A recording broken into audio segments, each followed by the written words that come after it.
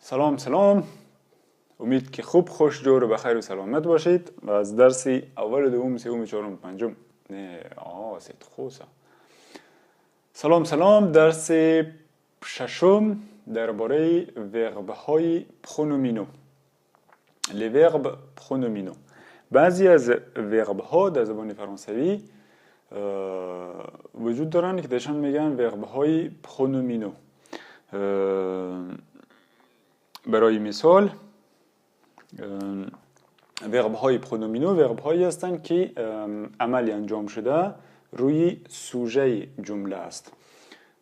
مثلا فعل های مثل se lever, se coucher, s'embrasser, se taper, se sourire, se regarder. اینی ورب ها کلن ورب هایی هستند که دایشان میگن ورب های پرونومینو. باز صرفشان یک کم ذره متفاوت است با صرف دیگر فعل ها.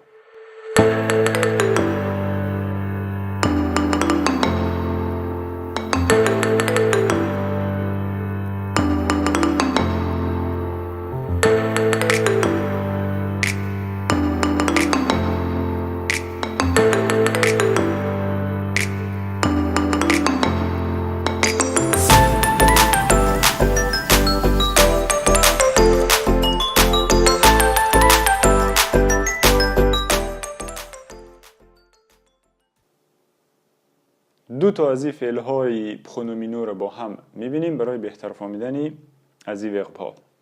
مثلا وربی se lever. se lever یعنی بیدار شدن، بلند شدن از رخت خواب. se lever و وربی se coucher. se coucher یعنی به رخت خواب رفتن، خوابیدن. برای صرف از این فعل ها امور رقم که میبینین این فعل ها از دو بخش تشکیل شده: se lever یا se coucher. بنابراین برای صرفشان همچنان هر دو قسمت فعل تغییر پیدا میکنه. مثلا برای فعلی se lever صرفش هست je me lève, je me lève, tu te lèves, il, elle, on se lève, nous, nous levons, vous levez, il, elle se lève. بنابراین برای هر فاعل بخش اول فعل و بخش دوم فعل تغییر میکنه. و برای se coucher همچنان je me couche, tu te couches, il se couche یا elle se couche یا on se couche, nous, nous couchons, vous couchez, il se couche یا elle se couche جمع. بنابراین امور هم که میبینین قسمت اولی فعل مطابق با فاعل همیشه بدل میشه.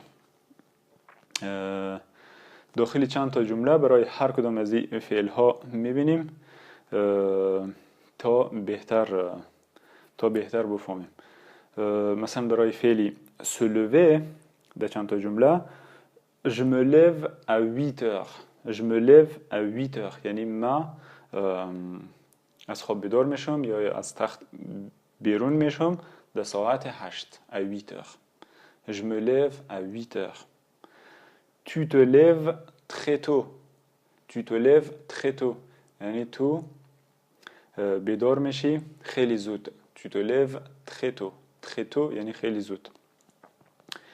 il, elle, on se lève tard. یعنی il se lève tard یعنی او دیر از خواب بلند میشه. یا elle se lève tard همچنان یعنی اوی دختر دیر از خواب بیدار میشه. on se lève tard یعنی ما از خواب دیر بیدار میشیم. یک جمله دیگه برای nous nous levons à 7h30. nous nous levons à 7h30 یعنی ما از خواب بیدار میشیم در ساعت 7:30 à 7h30. nous nous levons à 7h30. برای شما مثلا میگی vous vous levez à l'aurore. vous vous levez à l'aurore یعنی شما صبح بسیار زود از خواب بیدار میشین، زمانی که تازه افتاو بور میشه. لغاخ یعنی زمانی که تازه افتاو بیرون میشه. برای ایل و ایلی جمع il se lève à la même heure. il se lève à la même heure یعنی آنها همهشان بیدار میشن در یک ساعت، در یک ساعتی مشخص. il se lève à la même heure یا elle se lève à la même heure یعنی آنها همهشان در یک ساعت از خواب بیدار میشن. برای فعلی se coucher چند جمله. Je me couche vers 11 heures. Je me couche vers 11 heures. یعنی ما طرفای ساعت 11 میرم به تخت. Je me couche vers 11 heures. یعنی من میخوابم یا میرم در تخت خواب ساعت 11 بجه. vers یعنی طرفای. Tu te couches trop tard. Tu te couches trop tard. یعنی تو خیلی دیر میخوابی. Tu te couches trop tard. دیگه امور خمی که دیدین صرف از فعل ها هر دفعه که فاعل بدل میشه je یا tu یا il و elle یا on یا nous یا vous یا il و elle جمع، هر دفعه که فاعل چنج میشه فعل هم مطابق با فاعل بخش اول و دومش بدل میشه. چند تا مثال دیگه از این فعل ها، مثلا فعل se blesser. se blesser یعنی خود زخمی کردن. se blesser. se cacher. se cacher یعنی قایم کردن، خود قایم کردن. ورب های پرونومینو انمیست همهشان برای خود است. se cacher یعنی خود قایم کردن. s'habiller یعنی لباس پوشیدن. se raser یعنی ریش خدا زدن. se regarder یعنی خود را نگاه کردن. یعنی میگی من خود در آینه نگاه میکنم، میگی je me regarde dans le miroir. je me regarde dans le miroir یعنی من خود در آینه نگاه میکنم.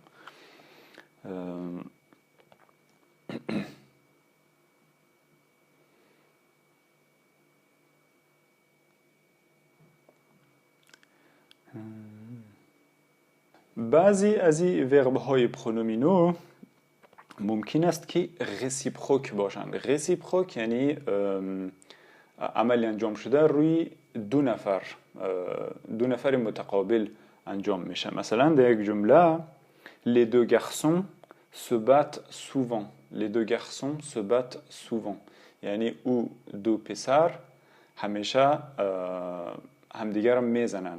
se bat در اینجی یعنی اونا همدیگر رو میزنن. عملی انجام شده روی هر دو نفر معنا میده در اینجی. les deux garçons se battent souvent.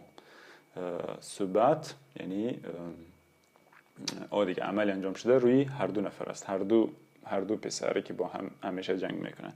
se battent souvent. souvent یعنی بیشتر اوقات.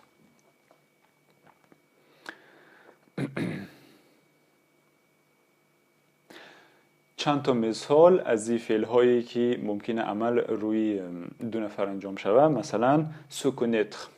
se connaître یعنی همدیگر شناختن. se connaître. s'embrasser. s'embrasser یعنی همدیگر را بوسیدن. se fâcher. se fâcher یعنی با همدیگر قار شدن، ناراحت شدن، قهر شدن با همدیگر. se quereller. se quereller یعنی با هم اوقات تلخی کردن. se quereller. se réconcilier. se réconcilier یعنی با هم آشتی کردن. se réconcilier. se regarder یعنی همدیگر را نگاه کردن. se regarder همدیگر را نگاه کردن. se ressembler یعنی به همدیگر شباهت داشتن. se ressembler. مثلا میگی اینی دو نفر شبیه همدیگر هستند، میگی ils se ressemblent. ils se ressemblent یعنی آنها شبیه همدیگر هستند. se sourire یعنی به همدیگر لبخند زدن. se sourire.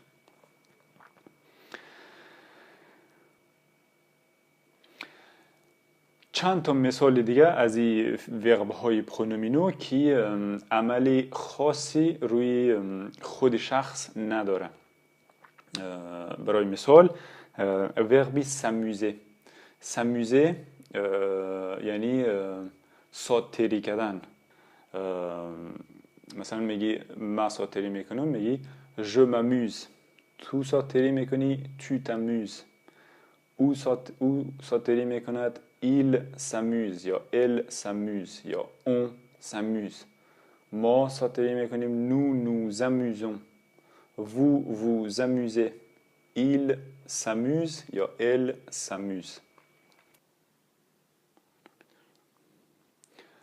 یک مثال دیگه فعلی s'appeler یعنی نامیده شدن. مثلا میگی نام من اینیخل است، میگی je m'appelle David. tu t'appelles دیگه tu t'appelles اینی چیز. il s'appelle اینی چیز. elle s'appelle اینی چیز. یا on s'appelle.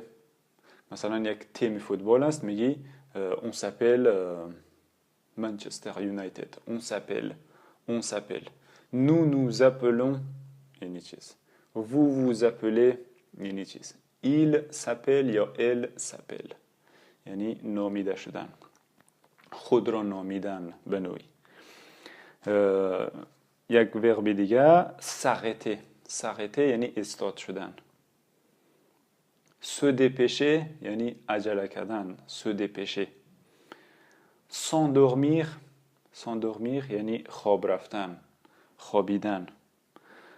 s'énerver یعنی عصبانی شدن. s'énerver. من عصبانی میشم، میگی je m'énerve. s'enfuir یعنی فرار کردن. s'enfuir. s'ennuyer یعنی حوصله آدم سر رفتن. s'ennuyer. مثلا میگی من حوصله‌ام سر رفته، میگی je m'ennuie.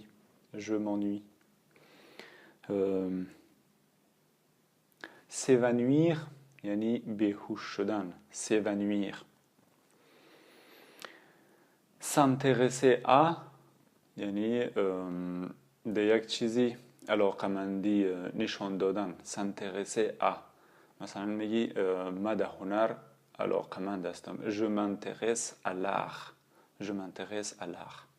یا je m'intéresse aux arbres. je m'intéresse aux arbres یعنی من در درخت ها علاقمندی نشان میدم. بعضی ها که مثلا درباره درخت ها تحقیقات میکنن، این رقم گفته میشه je m'intéresse aux arbres. je m'intéresse je sais pas aux insectes یعنی در حشرات. کسایی که تحقیق میکنن درباره حشرات.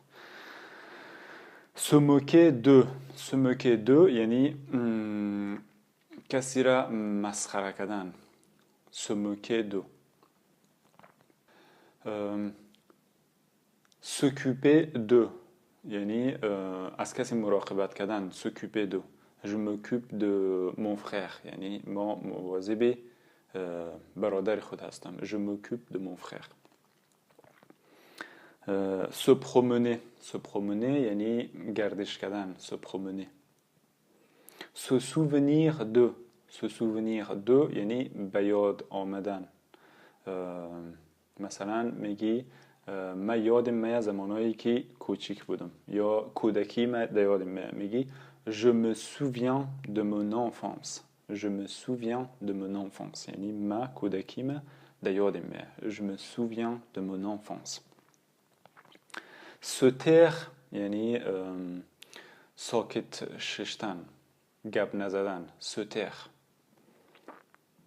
se tromper یعنی اشتباه کردن. se tromper.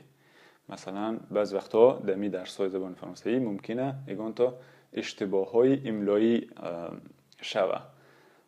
باز میگی je me trompe یا je me suis trompé. این زمانی گذشتهش میشه که باز پاسان یاد میگیریم. je me trompe یعنی je me trompe parfois.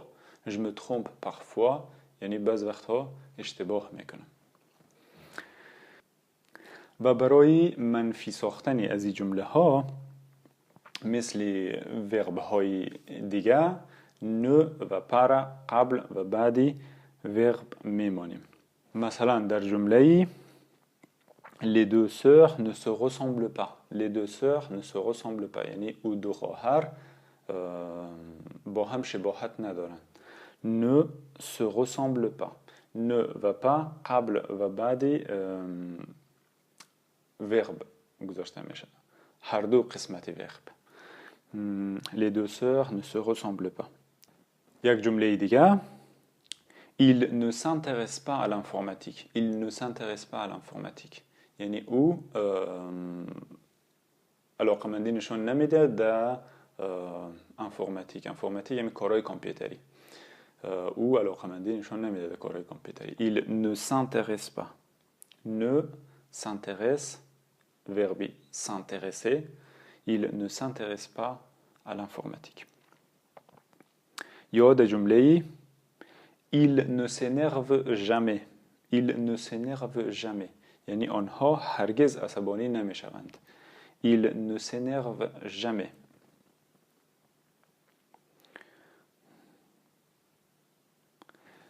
یک جمله دیگه vous ne vous souvenez pas de cette histoire. vous ne vous souvenez pas de cette histoire. اینجا هم که میبینید ne و pas بعدی وربی صرف شده گذاشته شده. vous ne vous souvenez pas de cette histoire یعنی شما یادتان نمیآید این قصه را. vous ne vous souvenez pas de cette histoire.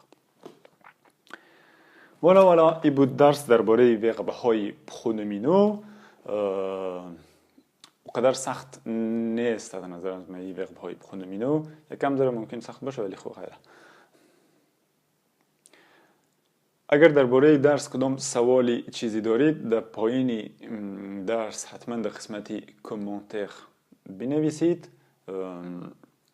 پاسان جواب میدم و میتونین همچنان بعضی جملات فرانسوی را با می ورب های پرونومینو در قسمت پایین ویدیو بنویسید.